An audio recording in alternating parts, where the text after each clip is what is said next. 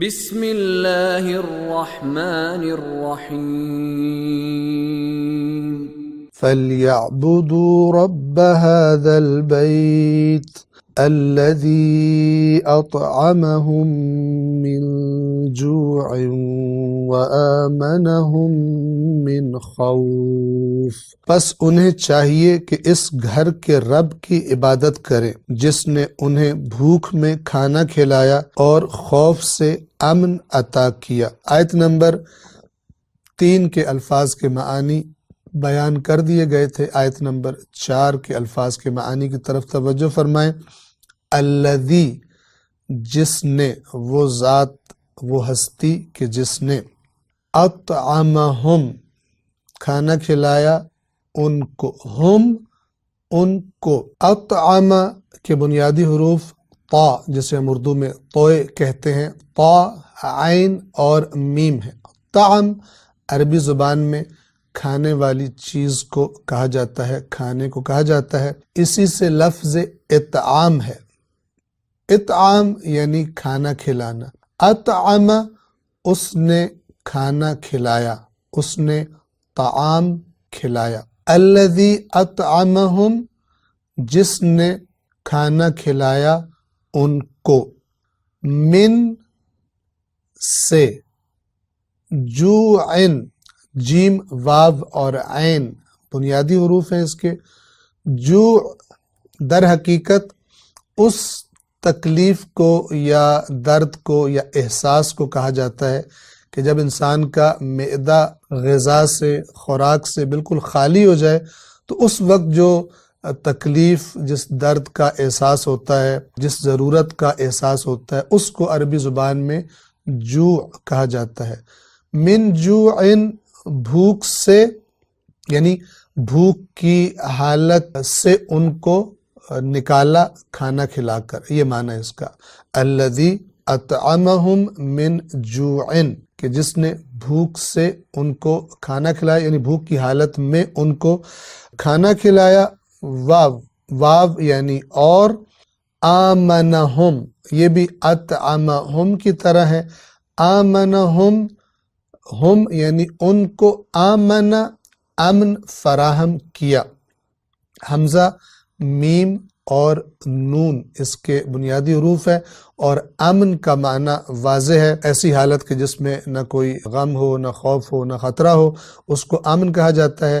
اور آمن، امن دے دینا کسی کو، امن فراہم کر دینا کسی کو۔ آمنہم، ان کو امن فراہم کر دیا، امن عطا کر دیا، من سے، خوف، ڈر سے، خوف کی حالت سے۔ خوف کے بنیادی حروف خا، واو اور فا ہے۔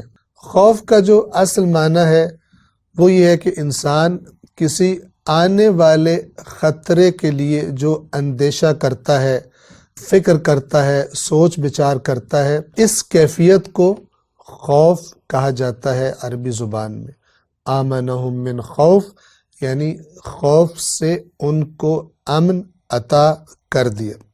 ان دو آیات میں جیسا کہ ہم نے پہلے بھی عرض کیا، فَلْيَعْبُدُوا رَبَّ هَذَا الْبَيْتِ الَّذِي أَطْعَمَهُم مِّن جُوعٍ وَآمَنَهُم مِّن خوف، اس کی عبادت کریں قریش کہ جو اس گھر کا رب ہے اور جس نے انہیں بھوک میں کھانا کھلایا، یعنی اس بیت، اس گھر کے ساتھ نسبت کی وجہ سے جو قریش کا احترام کیا جاتا ہے اور اس کی وجہ سے لوگ انہیں بہت اچھے طریقے سے پیش آتے ہیں، حتیٰ کہ چور ڈاکو بھی لوٹ مار نہیں کرتے اور یہ آرام سے سفر کر لیتے ہیں۔ اور ان کی اگر ایسا یہ سفر نہ ہوتے، یہ امن و امان نہ ہوتا تو گویا کہ قریش کے لیے زندہ رہنا بھی ایک بڑا مشکل کام بن جاتا، کیونکہ خود مکہ کے اندر کھانے پینے کی چیزیں، ان کی زمین ایسی نہیں تھی، جیسا کہ ہم جانتے ہیں کہ مکہ ایک صحرائی علاقہ ہے اور سخت ترین چٹانوں پر مشتمل ہے کہ جہاں پر کھیتی باڑی نہیں ہوا کرتی تھی۔ تو اللہ نے یہ اسباب فراہم کیے کہ جن کے سبب وہ آرام سے اپنی زندگیاں گزارتے تھے اور کھانے پینے کی چیزوں کی فراوانی ان کے لیے ہو جاتی تھی، بالخصوص ان دو تجارتی سفروں کے سبب کہ جو وہ ایک سفر گرمیوں میں اور ایک سفر سردیوں میں کیا کرتے تھے۔ اسی کی طرف اشارہ ہے، اس کی عبادت کریں جس نے انہیں بھوک میں کھانا کھلایا، یعنی بھوک سے نکال دیا ان کو کھانا کھلایا، اور خوف کہ جب بالخصوص اس زمانے میں بہت زیادہ چوروں اور ڈاکوؤں کا راج ہوتا تھا تجارتی قافلوں کے راستوں پر، اور ان کی زندگی کا دار و مدار اس پر ہوتا تھا کہ وہ قافلوں کو لوٹ کر اپنی زندگیوں کا سامان فراہم کیا کرتے تھے۔ تو اللہ نے ان نعمتوں کی طرف اشارہ فرمایا اور کہا کہ ان نعمتوں کے شکر کا تقاضا یہ ہے کہ تم یعنی قریش اس گھر کے رب کی عبادت کرو۔ تو خداوند عالم کے فضل و کرم سے ہم نے یہ مختصر صورت ہی قرآن مجید کی اس کے الفاظ کے معانی کا بیان الحمدللہ تمام ہوا۔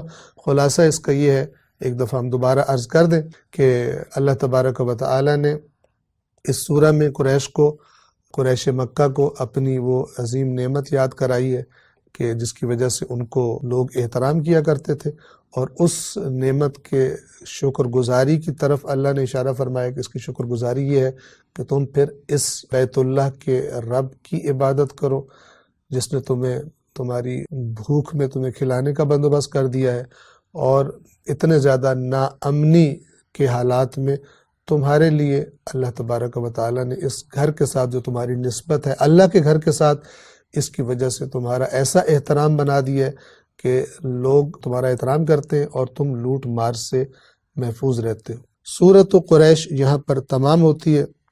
انشاءاللہ آئندہ درس سے ہم اللہ کے نبی حضرت محمد مصطفیٰ صلی اللہ علیہ وآلہ وسلم پر نازل ہونے والی 30ویں سورہ مبارکہ سورۃ القارعہ کا آغاز کریں گے۔ السلام علیکم ورحمۃ اللہ وبرکاتہ۔